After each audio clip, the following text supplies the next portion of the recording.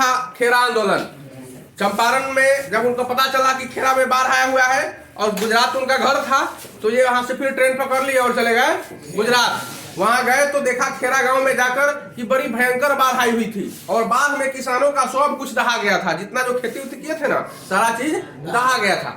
जब सारा चीज दहा गया तो किसान कहता था कि मेरे पास तो कुछ है नहीं, और अंग्रेजी सरकार कहती थी कि टैक्स दो जमीन का, मालगुजारी दो, भाई तुम जमीन रखे हुए हो तो मालगुजारी दो। और किसान कहता था कि किसान का क्या कहना था कि सब दहा गया तो हम देंगे कहाँ से, पैसा कुछ है, सारा कर्जा काट के तो लगा दिए, दहा गया, पैसा कहाँ से देंगे। उस परिस्थिति में अंग्रेजी सरकार बार बार धमकी देती थी कि हम जमीन तुमसे छीन लेंगे, और किसानों का कहना था कि इस वक्त तो हमें आपको सहायता करनी चाहिए ना, बाढ़ आई हुई है तो सरकार का क्या काम होता है, जनता का सहायता करना।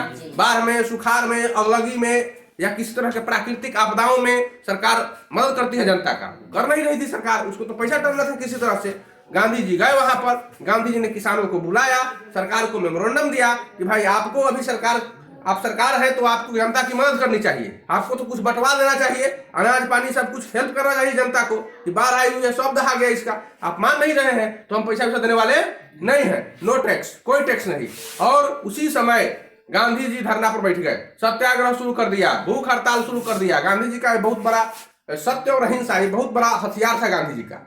तुरंत सत्याग्रह और आंदोलन ये दो चीज करना शुरू करते थे।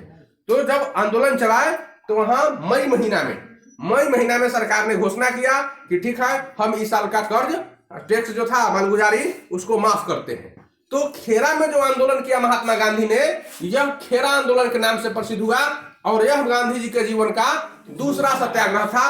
पहला सत्याग्रह चंपारण सत्याग्रह और दूसरा सत्याग्रह खेरा सत्याग्रह था।